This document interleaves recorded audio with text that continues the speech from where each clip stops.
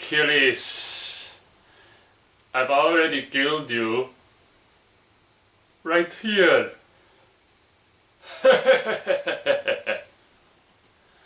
Hello, huge movie fanatic Nate, stopping on by to do one of my famed movie / Blu-ray reviews.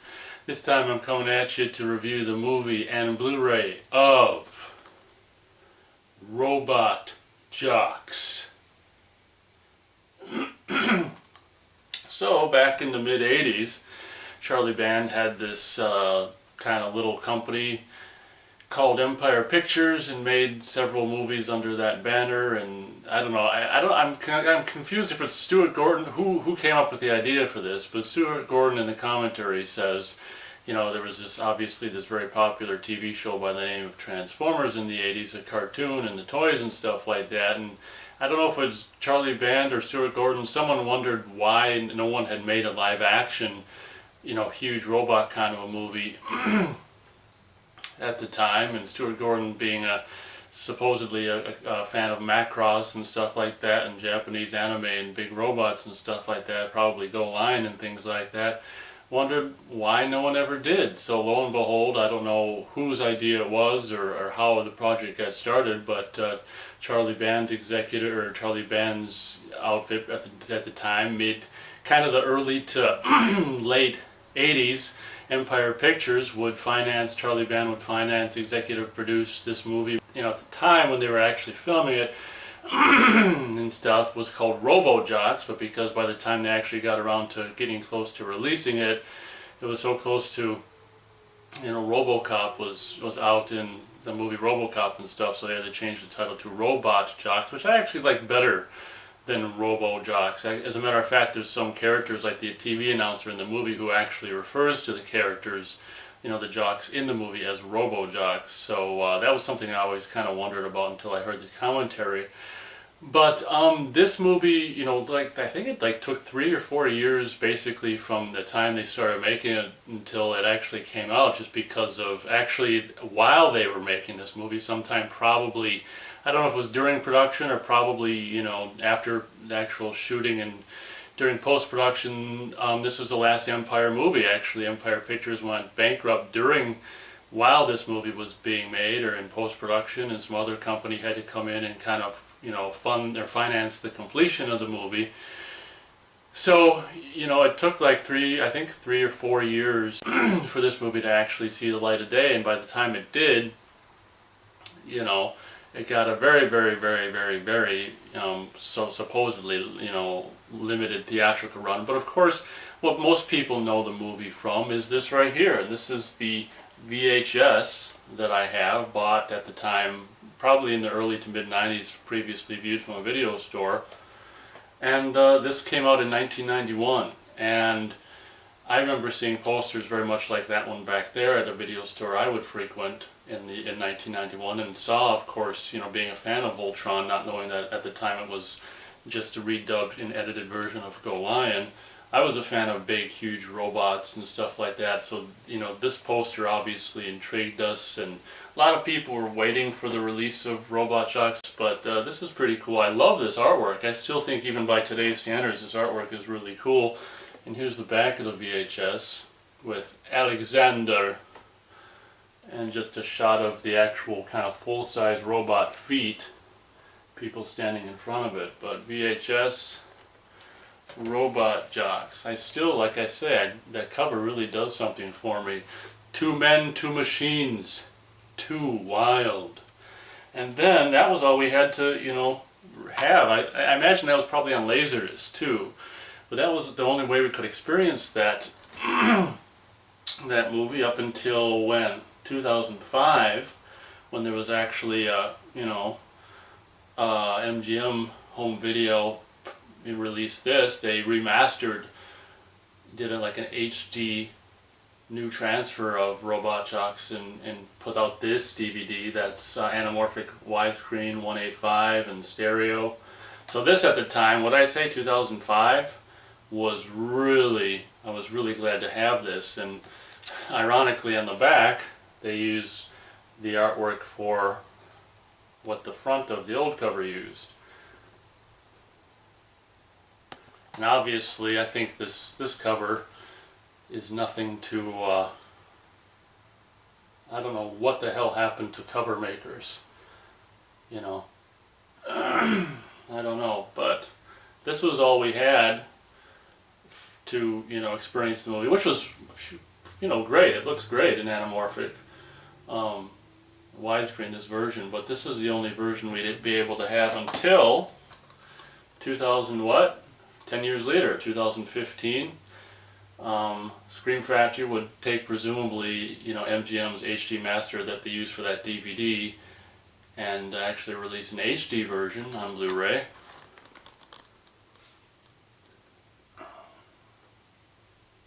So very exciting. So I'm here to review the movie and then the Blu-ray. So as I was saying, you know, they were like, how come no one made a live action movie? Well, they did. And the commentary about with Stuart Gordon, and it's got this kind of moderator guy, it's really actually kind of interesting because he talks about how this movie, Charlie Band actually was, you know, executive producer on this movie, and how he actually spent, like, he said, like 2 or 3 times more on this movie than he would normally for an Empire movie or a movie in general, which I thought was really kind of cool. And you know, it shows on screen. It definitely shows on screen.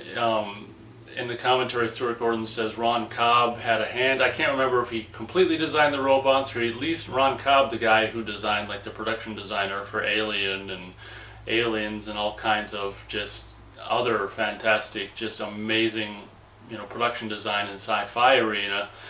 Did I can't remember if he was the only one who designed the robots, or, like I say, I mean, he at least had a hand in designing the robots. And the robots in this movie are really cool, like the Achilles' robot and then Alexander's robot. Really, really cool, and they really have this. Even today, their design is awesome and really has a. It's not a B movie kind of a look. This movie has a very much, like with the production design, I guess at least with the robots, has a very much A movie kind of a feel to it. So, Robot Jocks is basically about something that's a really good idea, which would never happen because the last thing in this world that would be outlawed is war, because it's too profitable and whatever else for the bad guys that run the world. But the premise of this movie is it's in the future. I can't remember exactly when it is in the future, but you know, of course, like so many sci-fi movies of the time and after and since and whenever, this movie takes place after a nuclear holocaust nearly destroyed mankind. And war has been outlawed because of that fact, so the territorial disputes are settled by, you know, giant robot combat with one country versus another, which is really kind of a cool sci-fi futuristic movie idea.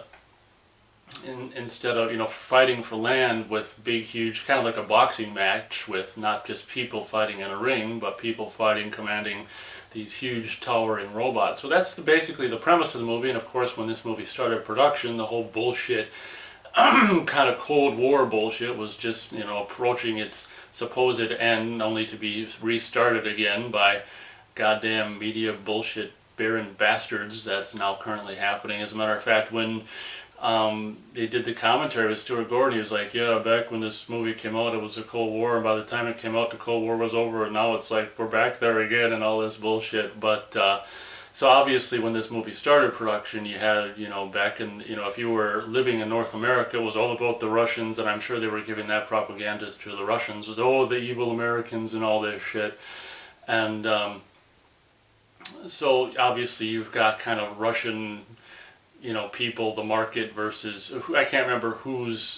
The Confederation, I think, is like America, and the market is like Russia, and even got this Alexander's kind of not referee, but I don't know, whoever's representing Alexander kind of looks like Gorbachev, and of course, and all this kind of shit. So that's the premise of this movie, and it starts with what's supposed to be this character, main character of the movie is, you know, Achilles' last, was it ninth battle or whatever, and it goes wrong, and actual spectators, which is really stupid that they'd have, you know, but they do it for this plot point, that they'd have actually live spectators at something like this. But in the battle, you know, versus Achilles versus Alexander, basically Achilles trying to save spectators ends up falling, you know, the robot ends up falling on the spectator. So he's like, I'm not going to fight anymore. Basically, Stuart Gordon says in the commentary that the whole premise of this movie is just taken from some like ancient story. I can't remember what it's called. Just with Achilles, you know, the whole ancient story about Achilles and whatever, you know, fighting and not wanting to fight, and I don't know. Basically, what happens in the movie, they just copied from this story of Achilles or whatever. So the cool thing about this movie is it's relatively short, even with all said and done with credits and stuff like that. It's only like 85 minutes, obviously, because of the tremendous budget that it costs to actually create all these models and do all this kind of stuff. You know, they were pretty much limited in other things. So production design for basically sets, you know, in particular Achilles' apartment and stuff like that are very sparse and this and that. But when you're like 14 years old, when I first saw this and watching it, or even younger, is kind of what the demographic for this movie is. You're really not going to pay attention to stuff like that. All you care about is the robots. And they obviously, I mean, needless to say, spent the money, most of the money on that. And for what this movie is, I mean, I'm going to say, you know, this is one of Charlie Band's probably, you know, even still most amazing kind of better accomplishments that he was ever a part of. You know, I think in my Tourist Trap review of that movie, which he executive produced back in the day, I mean, that's one of my favorite Charlie Band movies too. So this is one of, I think, the most competent, along with Tourist Trap and Puppet Master and stuff like that. He's got a handful or maybe two handfuls of out of his, you know, whatever, 200, 300, 400 plus movies of actual like quality. So maybe 0.5% of everything he's made is actually kind of cool, and this being on the top tier in my opinion of that.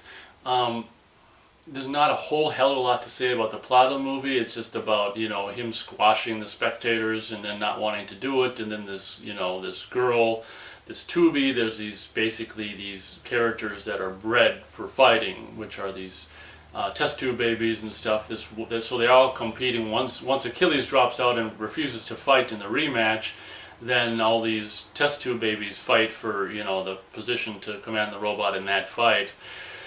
So you know, obviously this female character, this female Tubi, if you will, you know, Achilles is kind of like got all hot for or whatever, and she actually ends up, you know, trying to sneak. Oh, I know. Once she wins the spot and is, you know, has been determined to be the one who will fight in the robot, once Achilles gets wind of that, he decides to come back and pissing her off, and she ends up stealing the robot and trying to fight Alexander, only to be nearly killed, and Achilles has to kind of save the day, get her out of the robot and get it in himself, and they have this battle. Obviously the end scene is this robot battle and stuff where they go up to space, reportedly to set it, you know, there's really no point going up into space to come back down, but in the commentary Stuart Gordon said, well, they were setting up a sequel for going into space.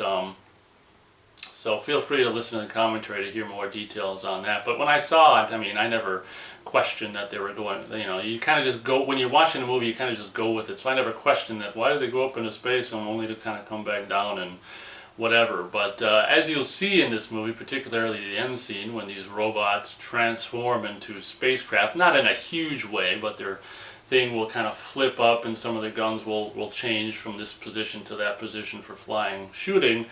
You know, there is kind of a little bit of a sense of trying to, you know, cash in on the whole Transformers thing. I mean, in particular, once they come back down to Earth, I mean, frick, Achilles' robot turns into pretty much transforms into like a tank. It's got all throughout the movie, we've seen on the back of Achilles' robot's calves, he's basically got tank tracks. Well, those come into play at the end of the movie when it turns into kind of a tank. I mean, his legs kind of fold up into transform into a platform where you'd be able to just, the robot rides on these tank tracks. So, you know, really solid effort for Charlie Band in the mid to late 80s. Obviously taken, you know, a modern day version or science fiction future version of this classic Achilles tale or whatever, brought to you by Empire Pictures.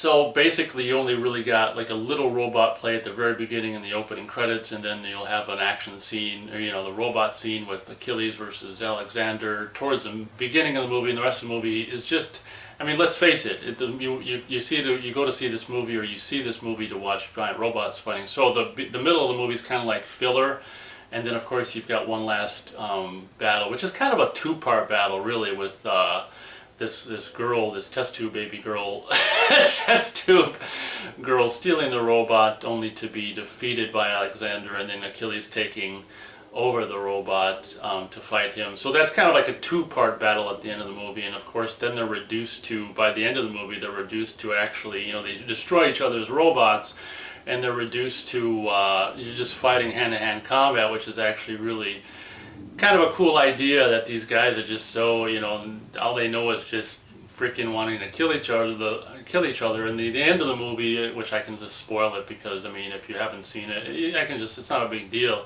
At the end of the movie, I imagine there were some people, maybe, I don't know, I can't imagine this was necessarily a popular choice, but at the end of the movie I kind of like it how it's different. And Achilles doesn't end up killing Alexander. He ends up saying, this hand-to-hand combat stuff just makes Achilles realize this is ridiculous. What, we can live, and it's like, if I kill you, we can both live. And it's just like, so there's this thing, I can't remember, I think the writer of the screenplay is the one who kind of came up with this whole crash and burn idea, which of course Charlie Band would end up using. Basically, he'd actually make this movie, I think in 1989, called Crash and Burn. So he'd end up utilizing that same phrase again, not only just the phrase, but using it for a movie title about a big robot, which is, featured just for a minute section of time in that movie, because obviously Crash and Burn's budget was probably a lot less than Robot Jocks's budget. So at the end of the movie, Achilles kind of convinces Alexander to be like, come on, let's just stop this petty, fighting and all this shit. And it's kind of like this end scene, the movie ends with the crash and burn, and then they kind of go like this, and, hit Knuckles is a kind of just a jock thing to say or whatever. So, I mean, you can say, Achilles killed, not Achilles, Alexander, the bad guy, killed all kinds of these other robot jocks and stuff. So it's kind of like, if you look at it that way, it's just like them being friends at the end is kind of like, whatever. But it's kind of a cool, peace, wanting to make peace kind of ending or whatever. So I don't know, the stars is difficult. I think I'm going to give Robot Jocks 2.5 stars out of 4 stars. I was starting to talk about the filler this movie has, and then I kind of got sidetracked. The filler in this movie, even as a 14-year-old, never really, obviously when I was 14 I probably watched mostly just the robot scenes, and fast forwarded back in the day when you had to frickin' fast forward or rewind the tape to get to where you wanted. The filler stuff in between the first battle and the end battle at the end of the movie isn't really that hard to get through, to be honest. It's actually, you got actors that you like watching, including, I think, is it Robert Sampson? Is that the guy who played the dean of, in the father of the female Barbara Crampton character in Reanimator? But you got some Stuart Gordon staples from previous movies. I can't remember, is Stuart Gordon's 4th movie or something like that, 3rd or 4th? So you've got actually a little cameo from Jeffrey Combs as well, and the Robert Sampson, if that's his name. So you've got, and the guy who plays Tex Conway, and even the Asian guy who would go on to be the bad guy, and of course Full Moon's Charlie Band's Robot Wars, which I think they almost wanted at the time. I don't know. I've seen posters online of Robot Jocks 2, so I don't know if that was what their plan was for Robot Wars, calling it Robot Jocks 2 or what, but maybe that was just pre-production kind of ideas. But I've already, of course, reviewed Robot Wars, being a relatively big fan of that kind of schlock piece of whatever it is, so feel free to check out my review of that after this. But 2.5 stars out of 4 stars, I think, for what it is. It's relatively entertaining, and the robot scenes are really cool. And don't let me forget to mention the music, which is probably one of the best scores, if not the best score I've ever heard in a movie, with Charlie Band's name connected to it, except for maybe Tourist Trap. That music obviously is amazing and classic and stuff, but this might be like the most grandiose, amazing kind of music that is featured in a Charlie Band executive movie, or at least that I've seen. The music in this movie is absolutely fantastic. So if you like big, sprawling kind of movie scores, there's a theme in this score that you probably know what I mean, that reminds me of a part of the score for The Abyss. And actually, the movies kind of probably were scored around the same time. Actually, who knows when the hell? Yeah, the Abyss and this movie were probably finished up at the same time. So it's kind of interesting. But the music in this movie is absolutely fantastic. Just fantastic, like heroic, big, huge score music, man. Really cool. One of the things I find funny about this movie, it was originally called Robo Jocks, and they had to change it because the movie RoboCop was out. And I don't know if that's the reason for them using what appears to me to actually be actual audio from the movie RoboCop in the scene when that test tube girl is stealing the robot, and they're actually firing guns at her, just handguns, soldiers and security firing guns at her. There's audio from what appears to be the scene from RoboCop when they're shooting at RoboCop in the driving garage, It's just like, and the guy's got the bullhorn and stuff. Listen to that part in Robot Jocks, and it sounds like the exact audio, like overlaid with the Robot Jocks music, of course, but the sound effects of them shooting RoboCop and even the bullets hitting RoboCop, I think are actually taken from the movie RoboCop. And we're talking just like maybe a 3 or 4 second amount of time, but it's happening right around the time where there's that shot of basically, and it's tracking to the right or whatever of the soldier shooting, and then we see that impact on kind of the exterior of the robot when she's in it and stuff. But that's kind of something that ever since I saw the movie, I actually recognized that sound being probably from RoboCop, so that's kind of cool. Oh, another thing about this DVD when it came out, which also applies to the Blu-ray, because it's the same transfer, this is just a high-definition version, is this movie was rated PG, and the tape, when I got the DVD, back in '05, I was very much aware of the fact that I'd seen Robot Jocks enough up until the point that when some violence, some violence in the movie had been cut and had been, reinstated in both of these versions, the DVD and then the Blu-ray, of after Achilles crushes the spectators, we actually see more carnage after he gets out of the robot, and people like crushed and burned bodies and all this kind of stuff. So there's a few more seconds of that, and also when Tex shoots the Asian, whatever guy who will end up being in Robot Wars, you actually see blood, kind of like which would happen in Puppet Master not so long later, blood splatter up into the back, and it's actually kind of, I don't think they could really get a PG rating. So maybe this is stuff they had to cut out to get a PG when the tape came out, and maybe they've since kind of snuck back in there, because in my opinion, the extra kind of gore that's in these DVD and Blu-ray versions should not, wouldn't be able to get you a PG rating, PG-13 at the minimum. But when the blood splatters up on the back of the wall when Tex shoots the, whatever the hell that, I don't know the actor or the name of the character of the Asian guy in Robot Jocks, so we're just saying Asian guy, but you should know who I mean by that. But so there's a few extra seconds of like kind of more violent or gore-ish kind of things that was never on the original release of Robot Jocks. So that should be something just to take note of. Kind of interesting.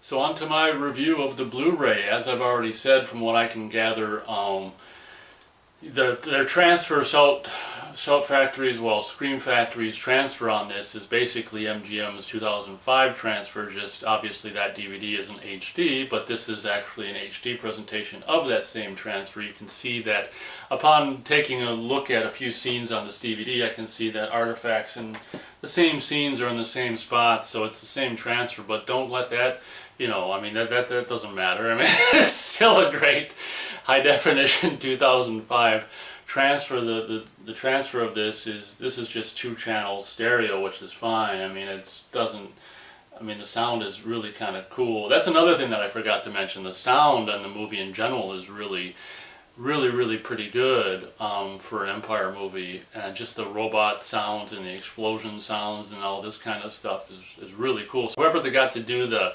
sounds did a really great job. But the DVD or the Blu-ray looks absolutely fantastic, and it's chock full of freaking special features. And what I'm going to do, obviously, I'll just show the back of the box, but all it says is 2 all-new commentaries, new and archival interviews, behind-the-scenes footage, and more. There's a lot. When it says more, there is a lot more. I'm going to take a picture of the menu on the actual TV and show you that there's like 2 pages. You got a special features where you have to go down to the bottom and click more or whatever. But I'm going to show you the menu to show you all of the special features, just to be more specific, and because this is, they kind of should have listed them all here or more there, but whatever, it doesn't really matter. But there's like really cool, like it says, new and archival interviews.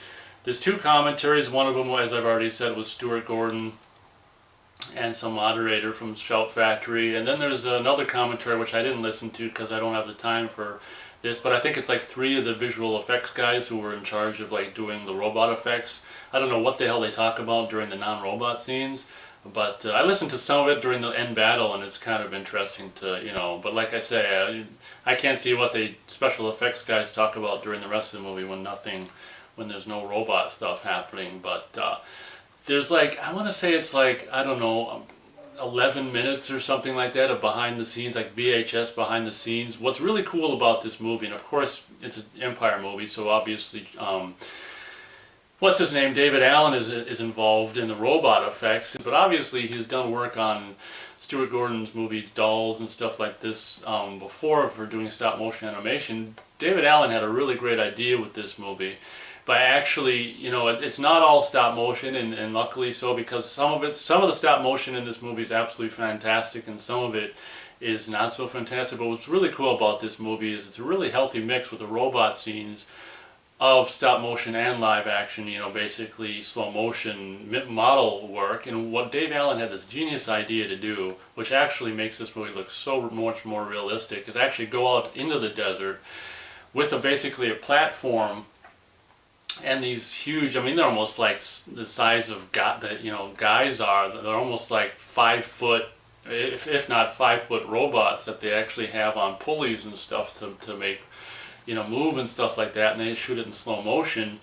So they actually go out with these huge, models on this huge set of this battlefield with the, the spectator stands and stuff like that, in real sunlight, in reality, with real clouds in the background, shooting these kind of slow motion shots of robots doing whatever, firing missiles, torsos going like this, just whatever. In my opinion, they should have done maybe a little more, try to pull off a little more of the kind of slow motion actual model work. But there's in the finished movie, there's a really nice balance of both. So maybe it is almost something like 50% animation and 50%, maybe even 60% kind of slow motion model effects. But that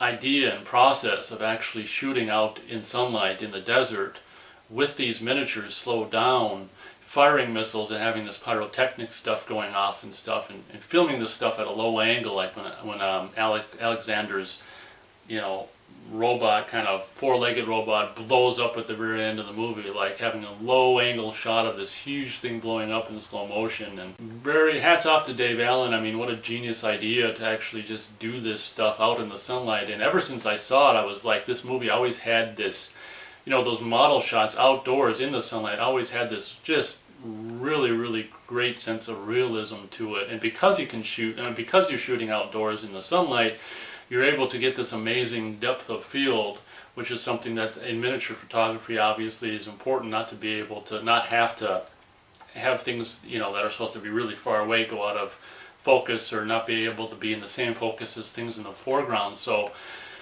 just for so many reasons, what a genius idea to do so much of that, or basically all of that model work outdoors. And obviously not easy to do, fighting against, being at the mercy of the elements and stuff. So there's like I say, 10 minutes or maybe 11, 12 minutes of VHS behind the scenes footage of that actual miniature robot work in the desert, and that's really cool. That's kind of, what I think is the coolest thing about this, the special features on this disc. So highly, mostly highly recommended movie and highly recommended Blu-ray. As often is the case, they provide an alternate cover art. So you've got the, this is kind of the VHS, obviously the original cover art from 1991. So you've got the option for this cover art or this cover art, which is probably some early promotional, early poster work ideas,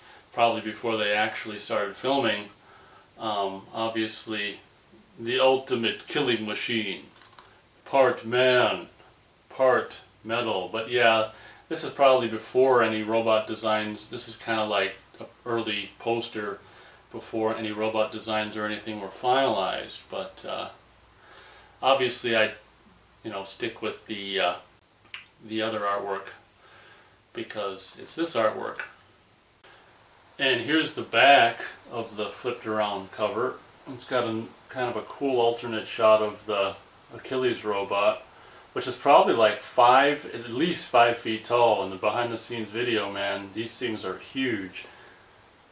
And this is what the disc looks like. It's kind of cool. It looks like some conceptual artwork for the movie, which is kind of cool. So an all-around fantastic release from, Shout/Scream Factory and Robot Jocks. I never imagined that anyone would ever put this movie on Blu-ray, and very grateful to them for doing this, because they probably made a lot of fans of this movie happy when they did this. And you guys are probably curious about this. That's really cool. Obviously, I thought it'd go fantastically in the background of this review. This is a really cool something that didn't really come along, that you don't see every day.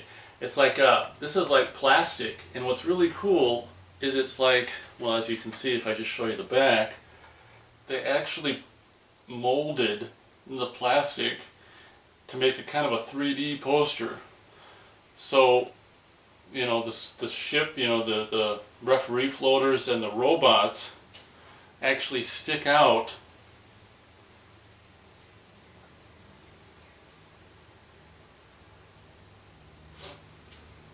from the poster, which is really cool. And back in the day, I got this from a video store after they were done with it. Very, very cool. And what's cool about it, because it's plastic, it's a lot more durable, and can, last a little better. It can age better as a result of that. I think I've got an actual full-size poster as well, like for VHS, with the same image on it. But the tagline for the original artwork is really cool. Two men, two machines, too wild. But anyway, that's that little piece of coolness. So thank you very much for watching my probably ridiculously long review of Robot Jocks movie and Blu-ray. And as always, we'll catch you next time.